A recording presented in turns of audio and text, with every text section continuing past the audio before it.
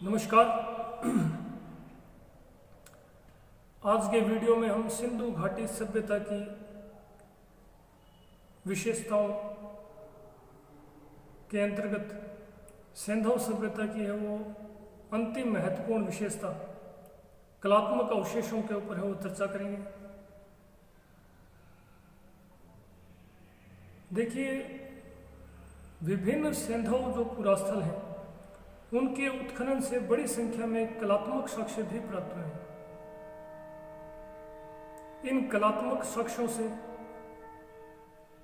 न केवल सैंधव समाज की या ऐसा कह सकते हैं कि सिंधु सभ्यता या सैंधव सभ्यता की सामाजिक, धार्मिक, आर्थिक स्थिति के बारे में जानकारी मिलती है, बल्कि सैंधव सभ्यता में कला के महत्व पर भी प्रकाश पड़ता है। यानी इन कलात्मक अवशेषों से सिंधु सभ्यता में है वो कला के महत्व के बारे में भी जानकारी प्राप्त होती है। इन कलात्मक अवशेषों में जो सबसे महत्वपूर्ण है वो है सैंधव मोहरे। देखिए, चूंकि ये मोहरे हैं, इन मोहरों से ही हमें सिंधु घाटी सभ्यता के बारे में जो सर्वाधिक महत्वपूर्ण जानकारी है वो हमें इन मोहरों से ही प्राप्त होती है। सैंधव लिपि के जो साक्ष्य हैं वो भी हमें सर्वप्रथम है वो इन मोहरों के ऊपर ही प्राप्त होते हैं। यद्यपि सैंधव लिपि को पढ़ा नहीं जा सका है, इसी कारण इन मोहरों का महत्व है वो और भी अधिक बढ़ गया है। इन मोहरों से ही हमें सबसे ज्यादा, चाहे वो धर्म संबंधी हो, चाहे समाज या आर्थिक स्थिति, सैंधव सभ्यता की इन सभी विशेषताओं, सामाजिक, धार्मिक और आर्थिक के बारे में जो सबसे ज्यादा जानकारी है वो हमें मोहरों से ही प्राप्त होती है। इसी प्रकार तीसरे जो कलात्मक अवशेष हैं वो है मृद भांड, यानी मिट्टी से निर्मित बर्तन। देखिए, विभिन्न सैंधव पुरास्थलों के उत्खनन से बड़ी संख्या में मृद भांड भी मिले हैं। इन मृद भांडों से भी हमें सैंधव संस्कृति की जो प्रमुख विशेषता है, चाहे वो समाज हो, चाहे धर्म हो, चाहे अर्थव्यवस्था हो, उसके बारे में हमें महत्वपूर्ण जानकारी प्राप्त होती है। क्योंकि इन मृद भांडों के ऊपर जो आकृतियां अंकित है उनसे भी हमें सैंधव सभ्यता के बारे में वो कुछ न कुछ अवश्य पता चलता है। इसी प्रकार विभिन्न सैंधव पुरास्थलों के उत्खनन से बड़ी संख्या में हो मन के विभिन्न प्रकार की मूर्तियां आदि भी प्राप्त हुए हैं, जिनसे हमें न केवल सैंधव जो संस्कृति है उसके समाज, धर्म और अर्थव्यवस्था के बारे में जानकारी मिलती है, बल्कि साथ ही साथ उत्कृष्ट कला के बारे में भी जानकारी प्राप्त होती है। सबसे पहले हम कलात्मक साक्ष्यों के अंतर्गत लिपि के ऊपर चर्चा करेंगे। सैंधव लिपि। देखिए, लिपि के या ऐसा कह सकते हैं कि सैंधव लिपि के जो हमें साक्ष्य प्राप्त हुए वो सर्वप्रथम मोहरों के ऊपर ही प्राप्त हुए हैं। और यह जो लिपि है, इस लिपि को पढ़ने का सबसे पहले प्रयास एक अंग्रेज पुरातत्ववेत्ता वेडल के द्वारा 1925 में किया गया था।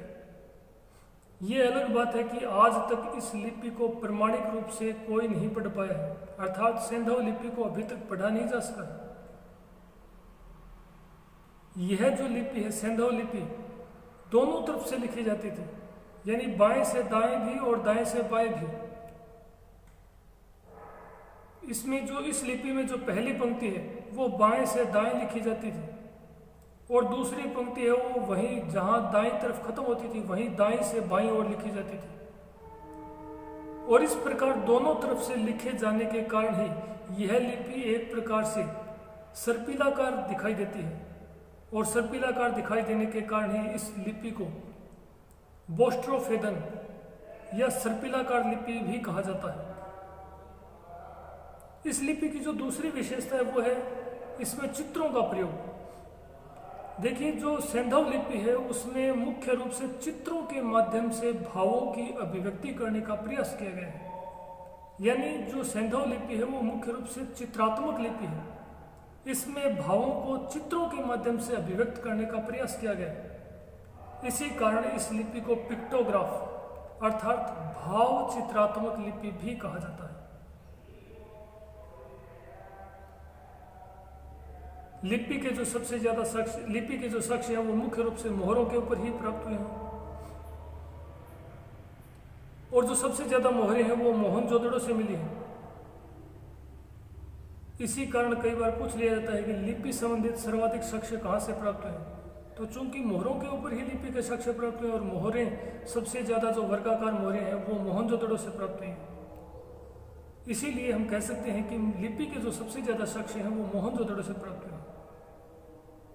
कलात्मक साक्ष्य के अंतर्गत जो दूसरी कलात्मक अवशेष हैं वो है मोहरें।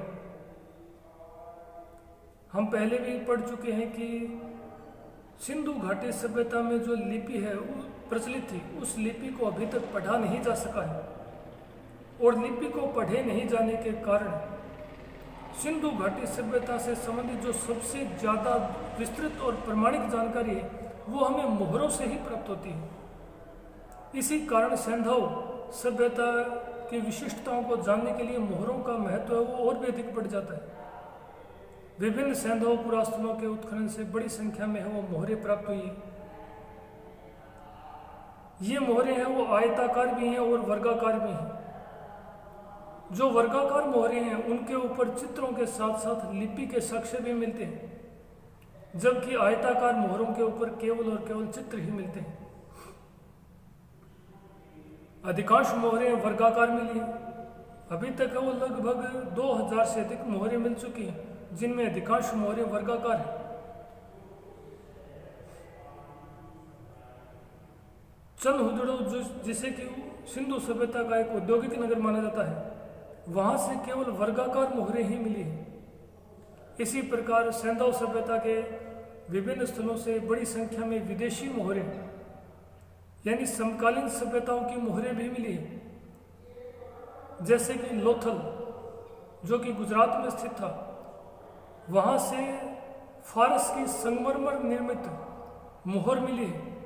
इसी प्रकार मोहनजोदड़ो में मेसोपोटामिया की बेलनाकार मोहरें मिली हैं, जिनकी संख्या 5 है। यानी मोहनजोदड़ो से मेसोपोटामिया की बेलनाकार 5 मोहरें मिली हैं, जिससे इन दोनों संस्कृतियों के मध्य व्यापारिक संबंधों के बारे में वो जानकारी प्राप्त होती है और व्यापारिक संबंध होने का एक प्रकार से संकेत मिलता है। सैंधव संस्कृति के कलात्मक अवशेषों में जो तीसरा प्रमुख साक्ष्य है वो है मृद भांड। देखिए, विभिन्न सैंधव पुरास्तनों के उत्खनन से बड़ी संख्या में मृद भांड भी प्राप्त हुए हैं। ये मृद भांड मिट्टी से निर्मित हैं, अधिकांशतः मिट्टी से निर्मित है। इन विभिन्न स्थानों से प्राप्त मृद भांड जो है वे मुख्य रूप से लाल रंग के हैं, जिनके ऊपर है वो काले रंग का चित्रण मिलता है। यानी विभिन्न सैंधव पुरास्तनों के उत्खनन से जो मृद भांड प्राप्त हुए हैं वो मुख्य रूप से लाल रंग के हैं, जिनके ऊपर काले रंग का चित्रण मिलता है। इसी कारण इस मृद भांड संस्कृति को यानी सैंधव संस्कृति से संबंधित मृद भांडों को B&RW की श्रेणी में यानी ब्लैक एंड रेड वेयर लाल काले मृद भांड की श्रेणी में रखा गया है। इन मृद भांडों के ऊपर वो विभिन्न प्रकार की ज्यामितीय आकृतियों का अंकन मिलता है, जैसे कि त्रिभुज है, प्रतिच्छेदी वृत्त है, सीढ़ीदार डिजाइन है, कंघी का डिजाइन है, पशु पक्षियों की आकृतियां हैं। आज भी अपने वो जो वर्तमान मिट्टी के घड़े काम में लेते हैं उन पर आप देखिएगा सीढ़ीदार डिजाइनें मिलेंगी, कंघी का डिजाइन मिलेगा, प्रतिच्छेदी वृत्तों की जो आकृतियां हैं वो मिलेगी, जो कि त्यों विशिष्टता विद्यमान है। पशु पक्षियों में जो सबसे ज्यादा अंकन मिला है मृद भांडों के ऊपर वो है मछली का अंकन। अधिकांश मृद भांडों के ऊपर मछली का अंकन है वो बड़ी संख्या में मिला है। इसी प्रकार लोथल से है वो, लोथल जो कि गुजरात में स्थित है, जो कि एक बंदरगाह नगर था, वहां से एक ऐसा मृद भांड मिला है जिसके ऊपर जो चित्र का अंकन किया गया है उसकी पहचान या उसका समीकरण जो है या उसकी समानता पंचतंत्र में जो चालाक लोमड़ी की कहानी है उससे उसकी समानता की जा सकती है। इसी प्रकार हड़प्पा से है वो एक ऐसा मृत भांड मिला है जिसके ऊपर एक मनुष्य और शिशु का चित्र है वो अंकित है। यानी हड़प्पा से एक ऐसा मृत भांड मिला है जिसके ऊपर एक मानव और एक बच्चे का अंकन मिलता है। विभिन्न सैंधव पुरास्थलों से बड़ी संख्या में उत्खनन के दौरान है वो मूर्तियां भी प्राप्त हुई। ये मूर्तियां है वो नारी मूर्तियां भी है, पुरुष मूर्तियां भी है और विभिन्न पशुओं की मूर्तियां भी है।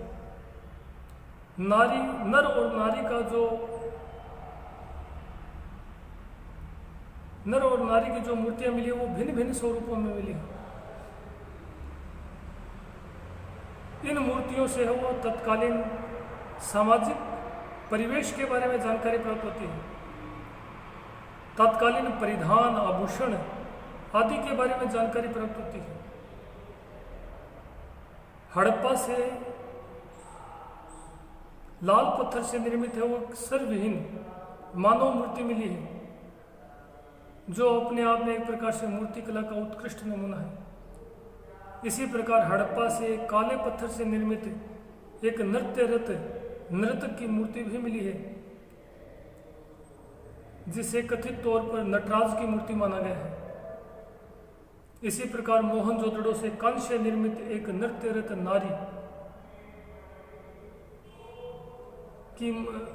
नारी या नर्तकी की मूर्ति मिली है